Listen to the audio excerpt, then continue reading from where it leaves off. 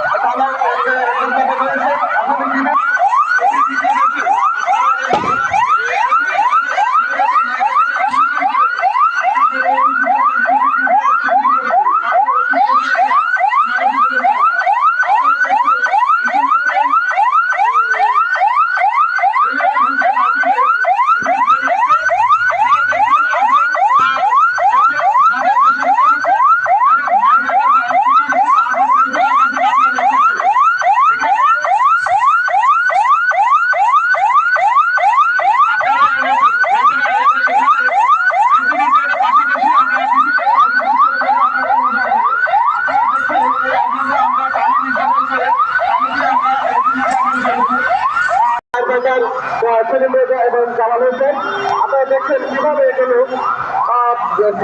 এগুলো যায় এবং পরবর্তী আমরা অ্যাম্বুলেন্স সেবার মাধ্যমে আমরা নিকট হসপিটালে প্রেরণ করবো। আপনারা দেখছেন ইতিমধ্যেই আমাদের অ্যাম্বুলেন্স যারা উপস্থিত হয়েছেন বিভিন্ন যার বিভিন্ন সম্প্রদায় সকল কিছু মোকাবেলাকে প্রতিসাধন করতে পারে না। অধিকাংশ অগ্নিকাণ্ড সহ সকল প্রকার এই মুভমেন্ট আমরা সহায় করে থাকি। শুধুমাত্র হরি মতো নিজেকে নিয়ন্ত্রণে রাখা করে অগ্নিকাণ্ড সহ এরা সকল দুর্যোগ মোকাবেলায় তারা অংশগ্রহণ করে থাকে। সম্রাট শুধুমাত্র আমাদের এই সেবার মান নিয়ে অবশ্যই আমাদের ক্রিস্টিয়ান মাস্টারের নম্বর 01774620385। শুধুমাত্র আপনারা দেখছেন আমরা বিক্রিকে উদ্ধার করে অ্যাম্বুলেন্সের মাধ্যমে আমরা নিকটস্থ হাসপাতালে চলে এসেছি।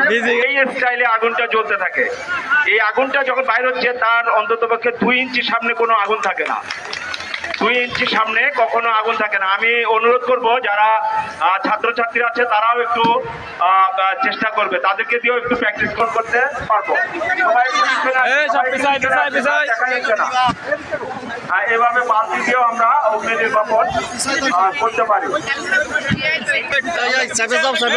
ধন্যবাদ।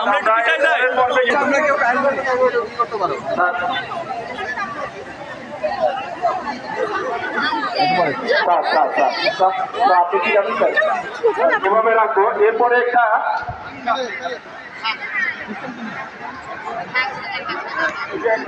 পিন আছে এখানে একটা, এই পিনটা আমরা যদি এখন উপরে আমরা চাপ দেবো না, এখন আমরা আগুনের কাছে যাবো।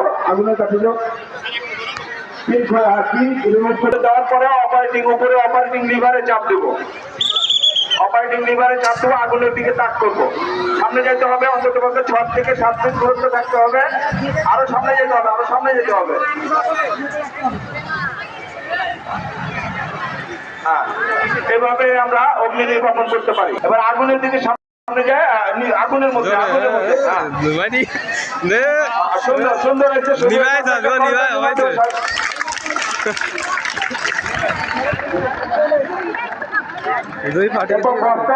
বস্তার মাধ্যমে দেখাও।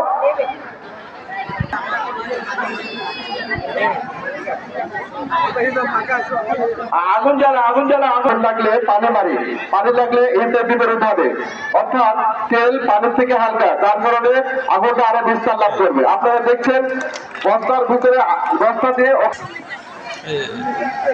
এর পরবর্তী আকর্ষণ, আমরা এই আগুনে ফায়ার বল নিক্ষেপ করবো। দিয়ে কিভাবে আমরা অগ্নি নির্বাপন করছি। অগ্নি নির্বাপনের অংশগ্রহণ আছে কুষ্টিয়া ফায়ার স্টেশনের ফায়ার ফাইটার মোহাম্মদ সাব্বির হোসেন। আপনারা দেখেন কিভাবে অগ্নি নির্বাপন হয় এবং এটা বিকট শব্দের মাধ্যমে এটা অগ্নি নির্বাপিত হবে। আর আমরা অবশ্যই খেয়াল রাখবো আগুন যেদিকে জ্বলবে, হ্যাঁ, এই যে বিকট শব্দ এসে অগ্নি নির্বাপন এবং সিভিল ডিফেন্স কর্মীগণ এরা অগ্নি নির্বাপন সহ সকল দুর্যোগ মেলায় এরা অংশগ্রহণ করে থাকে।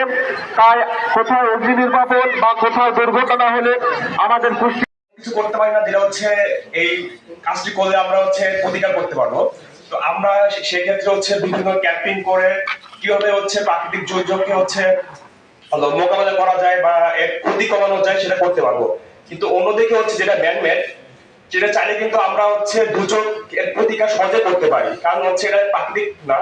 তো যেসব কাজ করলে এসব ম্যানমেড দুর্যোগ হয়, যেমন অগ্নিকাণ্ড বা হচ্ছে সড়ক দুর্ঘটনা, এগুলো চাইলে কিন্তু আমরা সহজে হচ্ছে প্রতিকার করতে পারি বিভিন্ন লিফলেট প্রচার করে বা বিভিন্ন ক্যাম্পিং করে। তো আমি বলতে চাই সর্বশেষে হচ্ছে যে আমাদের হচ্ছে দায়িত্ব যে প্রত্যেকটা জেলায় যদি হচ্ছে একটা ক্যাম্পিং করা যেত দুর্যোগ মোকাবেলার জন্য, বা প্রাকৃতিক দুর্যোগ আর ম্যানমেড দুর্যোগের মধ্যে যে কি ধরনের পার্থক্য আছে যদি সবাইকে সচেতন করা যায়, তাহলে হচ্ছে আমাদের হচ্ছে দুর্যোগ ব্যবস্থাটা অনেক সুন্দরভাবে কমে আনতে পারবো। ধন্যবাদ। ধন্যবাদ জানাব শিহাবুদ্দিনকে।